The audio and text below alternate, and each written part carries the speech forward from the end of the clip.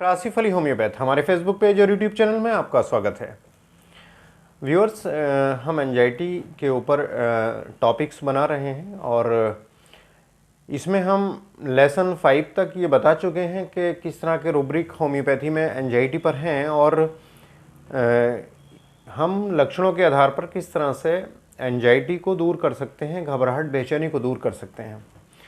हम अपने व्यूअर्स को ये बता चुके हैं कि होम्योपैथी में सिम्टम सिमिलैरिटी के आधार पर इलाज होता है और ये इलाज बहुत ही कामयाब है। सिम्टम सिमिलैरिटी के आधार पे हम किसी भी बीमारी को आसानी से ठीक कर सकते हैं और बहुत ही सरलता से उसका निदान किया जा सकता है। इसमें हमें कोई जांच नहीं करानी होती है, कोई टेस्ट नहीं करवाना होता है, किसी तरह की कोई MRI CT स्कैन की हमें आवश्यकता नहीं होती, क्योंकि सिम्टम सिमिलैरिटी पे ही हम होम्योपैथिक डॉक्टर दवाओं को प्रिस्क्राइब करते हैं। अंग्रेजी सिस्टम में पहले जांचों से ये देखा जाता है कि एंजाइटी की वजह क्या हो रही है। पहले CT स्कैन बताएंगे डॉक्टर या MRI बताएंगे, अलग तरह तरह की जांचें बताएंगे, लेकिन होम्योपैथी के अंदर ऐसा कुछ भी नहीं है। चूँकि जो लक्षण हैं वो बीमारी का जो है वो बीमारी को रिप्रेजेंट करते हैं, वो ये बताते हैं कि अंदर किस तरह के डिसऑर्डर्स हैं और वो डिसऑर्डर्स बॉडी पर एज ए सिम्टोमेटिक आ जाते हैं और इन्हीं लक्षणों के आधार पर होम्योपैथी का इलाज किया जाता है।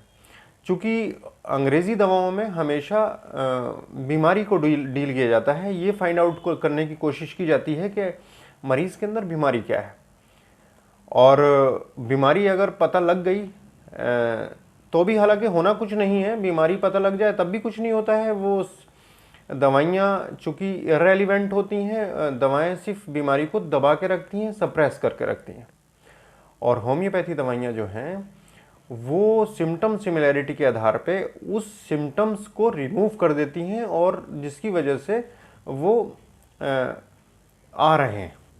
अब जब वो सारे सिम्टम्स रिमूव हो जाते हैं तो उसका कॉज भी रिमूव हो जाता है।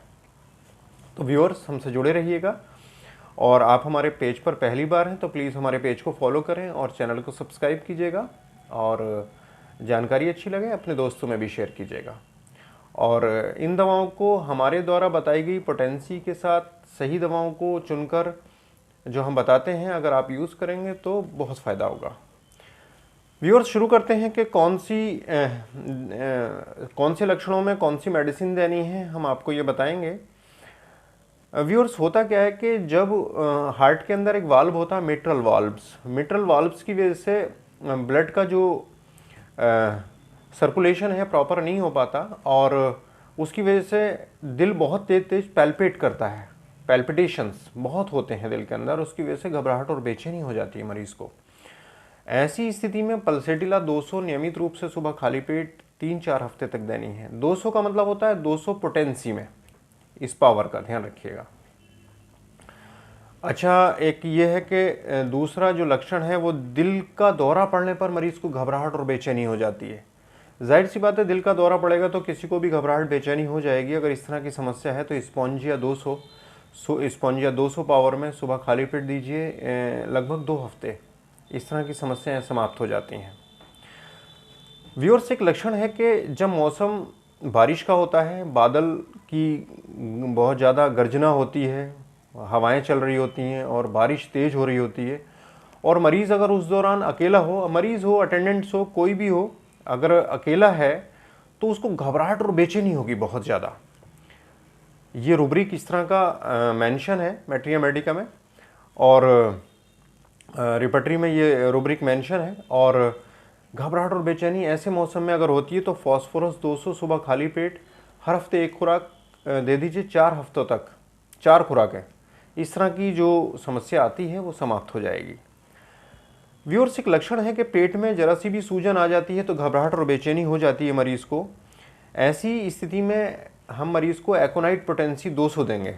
एकोनाइट पोटेंसी 200 सुबह खाली पेट बस 3 से 4 खुराकें दे दीजिए, सफिशेंट है, ज़्यादा दवा की ज़रूरत नहीं है, 3-4 खुराकें ही बहुत होती हैं। व्यूअर्स, एक रूब्रिक है कि निमोनिया के दौरान, बच्चा हो या बड़ा हो, निमोनिया के दौरान घबराहट और बेचैनी बहुत होती है।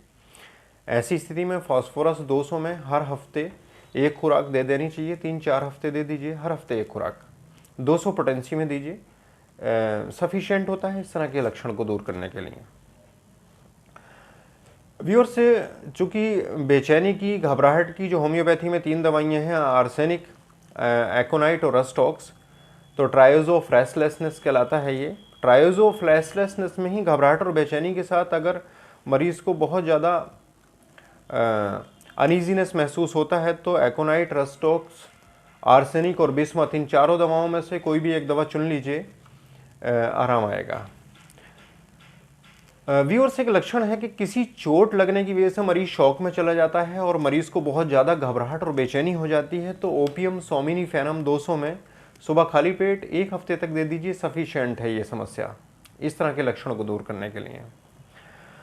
व्यूअर्स एक लक्षण है कि नींद ना आने की वजह से घबराहट और बेचैनी रहती है मरीज को, तो थूजा 200 में सुबह खाली पेट 1 हफ्ते तक दे दीजिए, इस तरह का लक्षण समाप्त हो जाता है।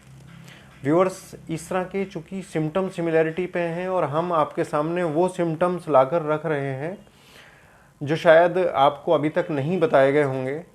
हम होम्योपैथी के माध्यम से उन सारे सिम्टम्स को इस तरह से फ्रैगमेंट करके, छोटे छोटे टुकड़ों में करके उन दवाओं को बता रहे हैं जो आप अगर देंगे तो निश्चित रूप से मरीज़ ठीक होगा, क्योंकि ये लक्षण ऑथेंटिक हैं, प्रूविंग के दौरान 100% पाए गए।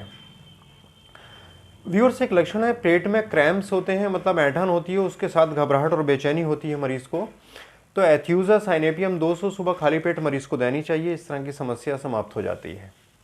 व्यूअर्स एक लक्षण है कि बच्चा हो बड़ा हो, पॉटी करने से पहले घबराहट और बेचैनी होती है बहुत ज़्यादा, तो कैमोमिला 200 सुबह खाली पेट 3-4 हफ्ते तक देनी चाहिए, इस तरह की समस्याएं समाप्त हो जाती हैं।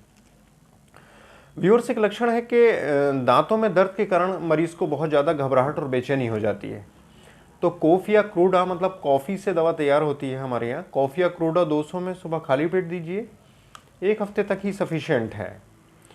तो व्यूअर्स ये हमारे पास जो एंजाइटी पर हमारा लेसन 6 था, ये पूरी तरह से ख़त्म हुआ है। लेसन 6 एंजाइटी पर जितने भी टॉपिक्स थे, जितने रूब्रिक्स थे, हमने आपके सामने सब बताए, और अब एक नए रूब्रिक्स, एक नए टॉपिक के साथ फिर मुलाकात होगी नेक्स्ट वीडियो में। Thank you.